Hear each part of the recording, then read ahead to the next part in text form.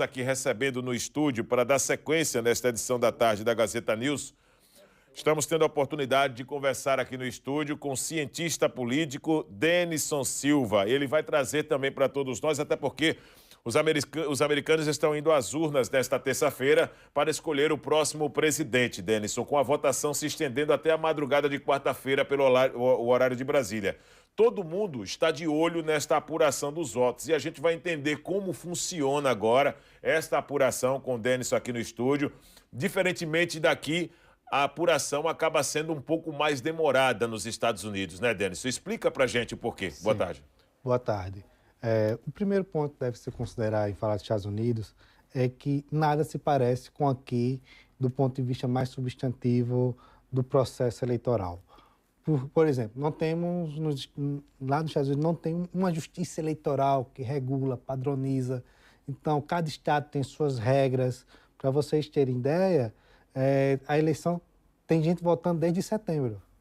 Desde setembro tem gente votando. Então, assim, é um processo longo da eleição americana. E, além dos estados ter suas regras, alguns, vamos chamar aqui de município, não é o nome correto, mas só para a gente facilitar para o telespectador, que alguns municípios, inclusive, têm suas regras de cadastrar o eleitor, de contagem de voto. Então, é uma eleição descentralizada e despadronizada. E aí, nesse ponto, você vai ter alguns lugares que vai ser muito rápido, porque usa urna eletrônica. Entendi. Então, você tem 6 modelos diferentes de urna eletrônica numa mesma eleição, mais votação manual, mais votação por correio. Então, tudo isso, nesse balaio todo que é os Estados Unidos, que é o nosso horizonte de democracia no mundo, mas no processo eleitoral, que a gente chama de governança eleitoral, tem essas diferenças que são importantes. Agora, escutamos muito daqui, né? Em cada distrito existe sua força, os colégios eleitorais também. O que são, na verdade, na prática, nesse processo eleitoral, os chamados colégios eleitorais? Vamos imaginar o nosso cenário local. Se a gente fosse disputar uma eleição como a americana, o colégio eleitoral é como se a gente estivesse elegendo, no caso de Alagoas, 9 deputados federais, estivesse elegendo 9 delegados. E quando um determinado candidato a presidente ganha nesse estado pelo voto popular, ele está ganhando os 9 delegados, ou seja, os 9 deputados, que são duas coisas distintas lá, delegado e deputado, mas só para facilitar aqui. Está ganhando os 9, e esses 9, em alguns estados, são obrigados a votar no partido vencedor. Então, assim, se os democratas ganharam, são 9 delegados democratas, e eles são obrigados. Em outros estados não é obrigado, porém não existe, assim, uma conversão de voto de delegado, porque a eleição não se encerra hoje. Entendo. A eleição, aliás, nem a votação, nem a apuração se encerra hoje. Mas depois de apuração encerrada, os delegados ainda vão votar no presidente. Mas como é esse jogo de cartas marcadas, né? A eleição indireta, então, finalizando a contagem de votos, já sabe quem é o presidente. Denison Silva, ele que é cientista político, conversando conosco sobre essa estrutura, né, o padrão das eleições nos Estados Unidos, já que estamos iniciando hoje, obviamente, em que os americanos eles têm se deslocado, mas como você já bem colocou, alguns americanos já exercendo esse papel já há algumas semanas, de repente alguns meses. Essa apuração, com o cenário que se encontra hoje, Câmara e de um lado Trump, estão empatados tecnicamente dentro desse percentual em que se coloca um vencedor. Poderemos ter a possibilidade de uma recontagem e, de repente, esse resultado sair daqui a uma semana, 2 semanas, um mês, por exemplo, Denison? É justamente por isso que eu estava falando antes, da governança eleitoral, como tem essas brechas todas, votos contados de forma diferente, aliás, depositados na urna de forma diferente, urnas diferentes. Então, isso abre muita brecha para a contestação. O próprio Trump já falou aqui, né, agora, se for justa. Então, ele já está abrindo a contestação. Porque o grande segredo da democracia, longevidade democrática de qualquer país, é o derrotado não contestar o resultado. Esse é o segredo de qualquer democracia. Entendo. Mas, de alguns anos para cá, se não décadas, a última década em especial, a contestação às instituições democráticas tem sido comum entre os líderes políticos. Agora, no cenário americano, qual o peso do voto popular? O voto popular, ele tem essa fase de retaguarda, né? De eleger o delegado. Então, assim, por mais que um partido venha ter a maioria do voto popular, ele não necessariamente vai ser o presidente. Por exemplo, suponha que o Trump tenha 60% dos votos populares. Ele não necessariamente é o presidente, porque depende de quantos delegados ele fez, né? Então, assim, e nos Estados Unidos a gente tem estados que são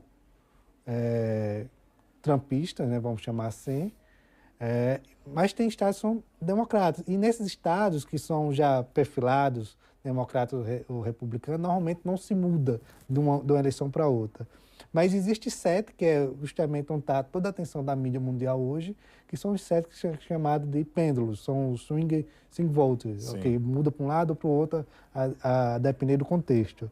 Em especial está a Pensilvânia hoje, muito olho, porque está muito próximo, a margem entre um e outro é menos de 1%, então a virada pode acontecer. Está com Trump, está na frente, mas como é muito próximo, nesses estados a virada pode acontecer. Talvez só não aconteça no Arizona, porque no Arizona o Trump está muito à frente.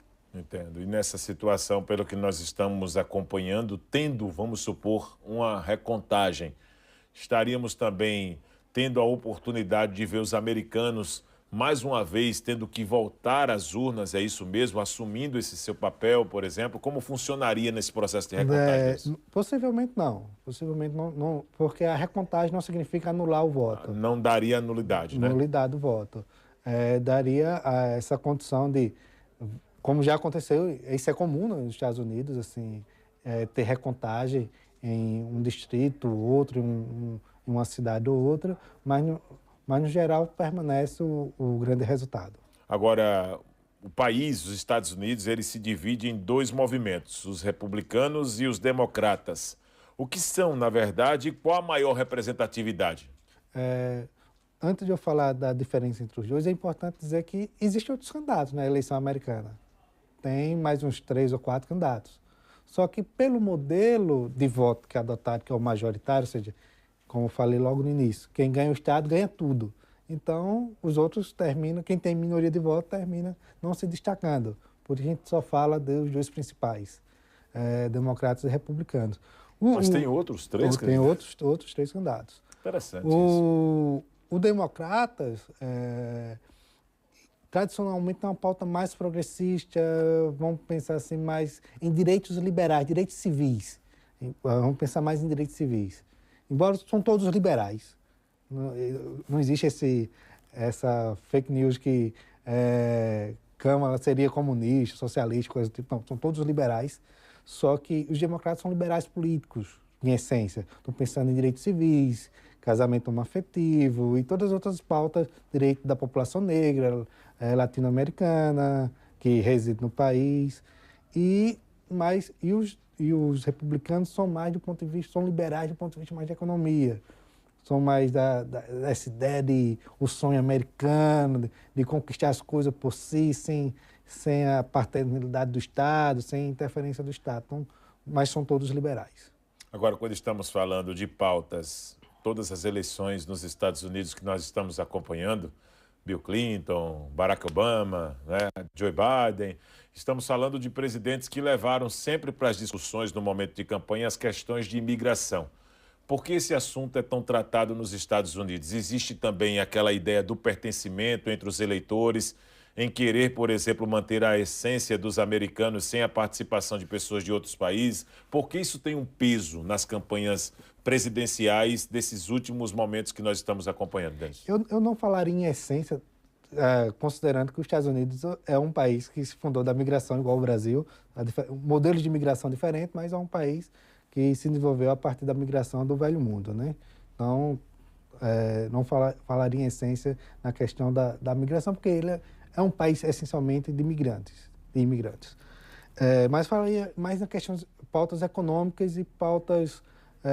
porque quando a gente fala em migração, principalmente as novas migrações do século, vai afetar principalmente as cadeias produtivas. Vai afetar emprego, alocação, qualidade de vida, IDH. um monte de indicadorzinho para a gente é números, mas que na vida interfere diretamente, porque se você... tanto é que existem muitas barreiras para você entrar nos Estados Unidos, você tem que ter visto até para pousar, para fazer escala. Então a barreira é grande para tentar evitar que o sonho americano é para os americanos, não para qualquer um que queira chegar lá. Então, é essa a limitação. Muito bem explicado. Denison, nós estamos aqui com um mapa, né, dos Estados Unidos. Eu gostaria que você tentasse trazer também de uma maneira muito clara, e pelo gráfico aqui já é evidente, né, o que estamos falando aqui de zonas ou distritos em vermelho. Tem Donald Trump, muito bem avaliado. Em azul tem a Câmara também. E indefinido, alguns estados aqui, como Arizona, Nevada, como você bem colocou. Pensilvânia também. Explica pra gente como é que funciona esse processo do peso, por exemplo, na definição do presidente dos Estados Unidos. Cada estado, é como se fosse no Brasil, cada estado tem uma cota, né, de deputados, no caso aqui delegados, e cada cota dessa, por exemplo, a Pensilvânia tem 19, se eu não me engano, a Nevada tem 6, eu posso estar errando alguma coisa aqui, o valor, mas aproximadamente esses valores. Então, que está relacionado ao tamanho populacional. Então, a população, isso funciona igual no Brasil, a população determina a quantidade de delegados. Entendo. Tanto é que já tem um estado, né? Já tem, na verdade, uma região em New Hampshire que já saiu o resultado, porque só são seis votos, né? 3 foram para Trump e 3 para a Câmara. Que na eleição passada foram 6 de Trump. Olha. Então, já vê que houve mudança no cenário. Equilibrou. Esta eleição está dividida, como você bem colocou, entre duas figuras, a Kamala Harris e Donald Trump, ex-presidente. Em ambos os casos, o país terá um fator inédito e tem alguma certa relação até com o que viveu, por exemplo, o próprio Brasil. No caso do Trump, um condenado. No caso da Câmara, uma mulher à frente da Casa Branca. Quais as principais divergências entre os planos de governo dos dois, pelo que você tem acompanhado, Denis? E aí, primeiro, a Câmara, o primeiro ponto assim, do plano de governo, ela tende muito mais a repetir o que Biden vem fazendo. Tanto é que ela fala nas entrevistas que vai mudar, mas quando ela é inquirida como ela, não, vamos mudar, mas ela não chega a, de fato, dizer uma nova receita. Então, a expectativa que está se tendo pela comunidade especialista é que ela vai repetir a receita Biden, com poucas alterações mais em direitos civis, mas no cenário internacional, principalmente nas guerras, deve permanecer como está, nenhuma mudança grande, mas sendo o Trump vitorioso, a promessa é de ter mais, endurecer mais com os imigrantes, essa é uma promessa cotidiana dele, né, de endurecer com os imigrantes, e aí também relações comerciais vai ser afetadas com outros países, inclusive a expectativa de ter alteração com o Brasil, embora o Brasil seja a principal balança comercial com o Brasil e Estados Unidos, ela é extremamente importante no cenário internacional, mas há expectativa também de mudança nesse cenário. Muito obrigado, Denison, por esses esclarecimentos, e eu vou fazer até um link com sua participação aqui, porque hoje o ministro de Relações Internacionais e Institucionais, o ministro Alexandre Padilha, ele concedeu uma entrevista ao portal Metrópolis, falando exatamente, Denison, sobre os impactos. Quais os impactos que o Brasil poderá sentir caso Donald Trump seja eleito pelos americanos e possa retornar ao comando em termos de relação com o governo Lula? O primeiro ponto é ele tentar endurecer mais as relações diplomáticas, né? E somente em relações aos parceiros latino-americanos, como Venezuela, Bolívia, Colômbia, somente Venezuela, que há uma disputa ideológica forte, somente em relação a essa última eleição, na Venezuela está sendo contestada por toda a comunidade internacional. Mas, apesar de contestada, está sendo tratada de forma diferente pelos diferentes parceiros internacionais. O Brasil tem uma posição mais de vamos negociar, enquanto se um Trump ganhar, não tem muita negociação com a Venezuela. Então vamos fazer o seguinte, O Denison vai ficar aqui conosco porque nós vamos dar sequência agora colocando exatamente essa fala do ministro das Relações Institucionais, Alexandre Padilha. Ele conversou com a coluna de Igor Gadelha, do Metrópolis, nesta terça-feira. Esse material é quente, publicado agora há pouco no portal Metrópolis. E na conversa, o ministro falou sobre as relações do governo Lula caso Donald Trump venha a vencer as eleições nos Estados Unidos. Vamos acompanhar. O Brasil que vai sediar o G20, presidindo o G20, o Brasil assumir o protagonismo mundial da chamada transformação ecológica. Nós temos tudo, absolutamente tudo, Milena, para estar no pódio da transformação ecológica no mundo, atrair investimentos para isso. O Brasil já foi o segundo país que mais atraiu investimento externo no ano passado, só perdeu para os Estados Unidos. Os marcos regulatórios que nós estamos aprovando no Congresso Nacional, o hidrogênio verde, combustível do futuro, letra de crédito para desenvolvimento do BNDES, estamos trabalhando. Hoje estava a manhã toda, desde manhã cedo, com os senadores, para ver se a gente consegue aprovar o mercado de carbono já essa semana mesmo no Senado. Isso vai construindo um caminho sólido para o país para ser um protagonista e atrair investimentos, independente do resultado eleitoral de um país como os Estados Unidos. Então, eu acho que pode ter um impacto mais na animação de alguns seguidores de um lado ou do outro, mas em relação aos impactos da cooperação que a gente vem a fazer, porque a gente está cada vez menos dependente dos Estados Unidos. Se o Trump quiser fazer algum tipo de retaliação, sinceramente, quem está perdendo é ele, porque vai estar perdendo um parceiro importante, que é o Brasil, que pode assumir um protagonismo importante na transformação ecológica, na atração de energia renovável, nesse novo mercado de carbono que nós vamos criar, vai ser um mercado potente para o conjunto do mundo. Então, se ele quiser fazer qualquer tipo de retaliação, quem vai estar perdendo é ele. Não tem sido a tradição dos governos republicanos, inclusive, porque sabem da importância do Brasil. Denison, como especialista, posicionamento do ministro deixa claro que o Brasil está tentando se colocar numa posição em que não pode ser visto como coitadinho, mesmo com o resultado sendo em favor de Donald Trump, que foi lá atrás um aliado do ex-presidente Jair Bolsonaro? Sim, o Brasil, ele não só pela sua dimensão territorial e pela balança comercial, como vinha falando e o próprio ministro falou, mas o Brasil é um ator importante na política internacional.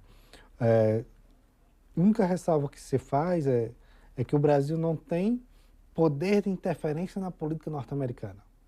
Aí esse nosso poder é muito fraco. Assim, vamos mais de lá para cá, tanto é que a preocupação do ministro é retaliação, porque de fato há uma assimetria de poder. Os Estados Unidos têm muito mais poder perante o mundo do que o Brasil. O Brasil é muito mais um grande parceiro para a comunidade internacional, principalmente nessa agenda verde, mas também na exportação de commodities, né? O Brasil exporta frango, boi, todo tipo de produto para alimentar o mundo, né? Então, muito mais nessa balança comercial e, como eu falei, tudo que o Trump tende a fazer será muito mais em relação aos parceiros e nessa conversa diplomática entre o Brasil e os parceiros do que propriamente do ponto de vista comercial. Porque o mercado, ele termina funcionando por outras pressões. Tipo, eu tenho uma pressão da mudança dos juros lá no norte-americano. Aí, quando muda o juro lá, tem uma pressão aqui. Aí é uma outra forma, mas ele também não vai estar bagunçando a sua economia para bagunçar o Brasil. Não, isso não faz muito sentido. Denison, muito obrigado pela sua participação, tá certo? Espero vê-lo outras vezes aqui no nosso estúdio para poder discutir de uma maneira muito ampla o cenário político local e internacional, tá? Foi um prazer estar aqui com vocês. Muito obrigado. O presidente